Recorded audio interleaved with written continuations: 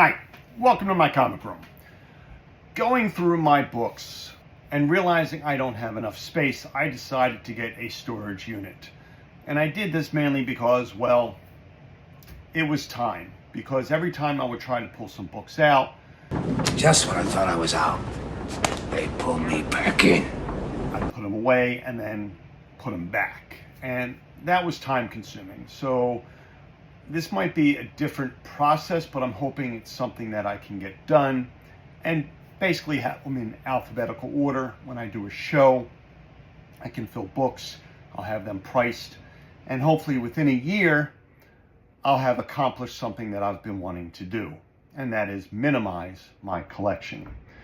I did find something as I was going through some Mad magazines that were mixed in with some of DC's Black Label, and that was this one right here. Lawbreakers Suspense Stories.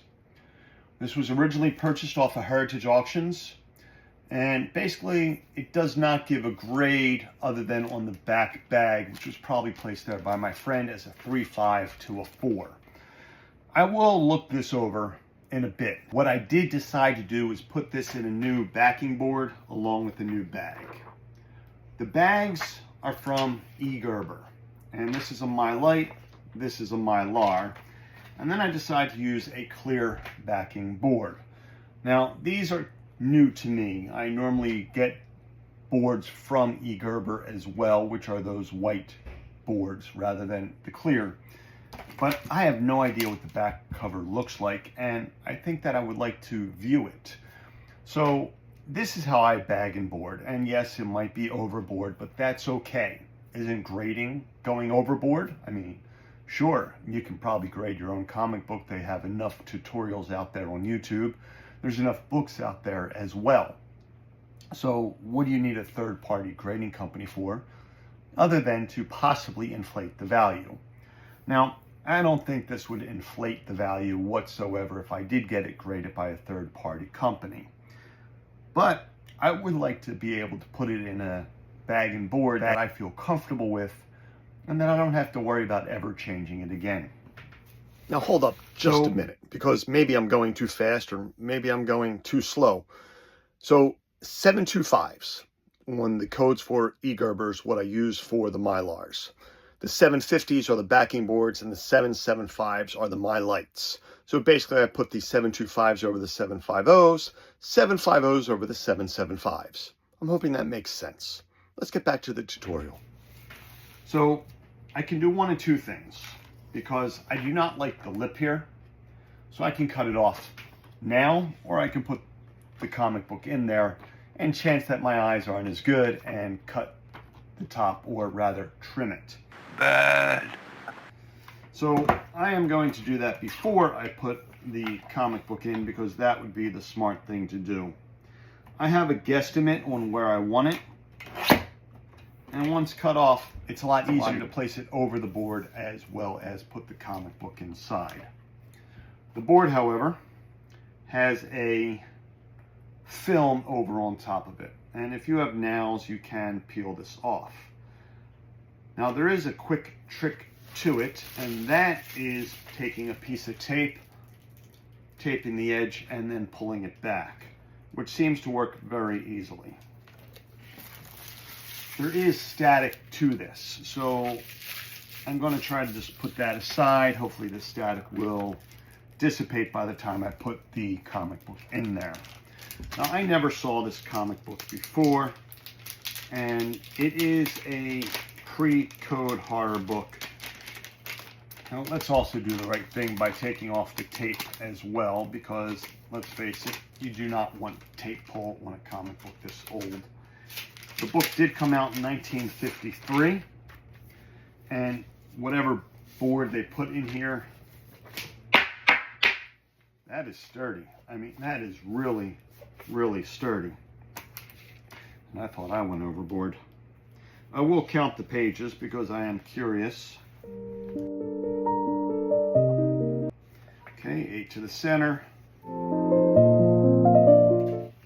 And 8 to the end. So it is complete.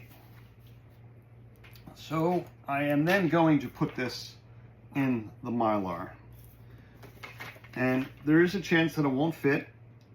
And if that's the case, I will not use it because I don't want to stick it in there. So I will still be able to place it in the My Light. I'll just be using the backing board directly, which is one thing I was trying to get away with. And you can get prizes. Make money the easy way. So all I need to do is get some tape, and then I have it in a new bag and board. Now, the reason for the Mylar is that about 18 years ago, I decided to try a new way of bagging and boarding, and that was to place it into a Mylar and then on the board, so I would never actually have to ever change it again. And I started this with my earlier Daredevils, and I was able to get them in there. Certain issues I couldn't. So what I then did is I just put it on top of the Mylar. Yes, it is going slightly overboard, but that's okay because these are my books. How do you bag and board your books? Do you go overboard? Do you use something that just is given to you by the comic shop, or do you actually order in bulk? So this one is Lawbreaker Suspense Stories, and it is a nice book. I will look into this a little bit more. I will grade it myself, although I am inclined to believe that it is between a 3.5 and a 4. So a very good copy, which I always find funny because people that don't know anything about comics will always be like, oh, it's in very good condition, which is not really in good condition. Thanks for watching. Collect what you love, and most importantly, be kind. But wait! There's more! Welcome to my comic room. Well, I'm going to read a comic book, and after that, I'm going to put it away. And to do that, I need to make sure that I protect it, maybe even conserve it. I want to make sure that the book that I put away today will look the same in 10 years when I pull it out again.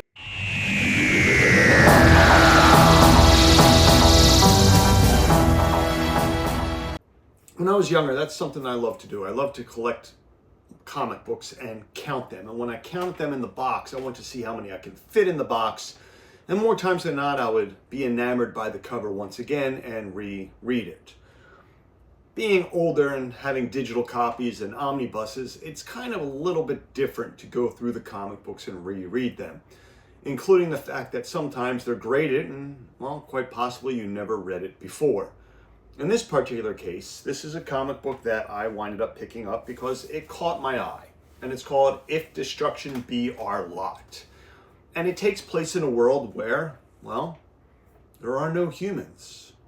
Or are there? And in this case, the computers / robots / entities that inhabit this world, humans are a myth. They're a legend. They're long gone. Well, this takes place in a future where Abe Lincoln, not the Abe Lincoln, but a robot of him. And I'm going to read it. We'll just do the quick fast forward thing until I'm done, and then I'll show you about bagging and boarding. By the way, this book is by Matthew and Mark Elijah Rosenberg. They're the writing. Andy McDonald's the art. Francesco Segala is colors. And Hassan Asmani Aloho, butchered that last name, is the letterer. And as I'm looking at this, I wonder what I did wrong with this book for it to have the cover not as flat. So if I were to grade this just by this alone, I would say it's a 9.6 and no higher.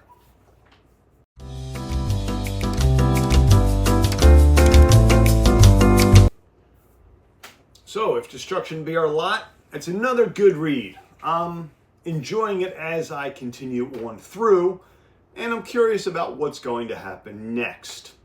So, as in a chapter in a regular book without pictures, I'm enjoying this. Let's put it away though. And I've been using these clear boards, and you can, well, let's show the easy way to take the part off. All you have to do is put the tape on, and then voila. Now, when I use the same piece of tape on the second side, it does take a little bit longer. And sometimes frustratingly so, gets to the point where I can either take another piece of tape, which then I feel like is a waste of tape. There is static to these boards, which is also slightly frustrating. In a previous video that I did, I already cut the top off, so it will be able to hold the comic book and I'll be able to have the Mylar flap go over it. Now, is this a bit extreme for a book that just came out? Yes, it is. But I also never have to change this bag and board ever again. And it fits nicely in the boxes that I purchased from Little Star Storage. Now, the clear board does not touch the comic book. The comic book resides in the Mylar sleeve, which allows it to have a beautiful clear backing where I can see the back as well as the front. When the wraparound covers like Excalibur, when they first came out, it was really, really cool. Even the older Wolverines. A good way to see the back of the comic book, whether there's an ad or not.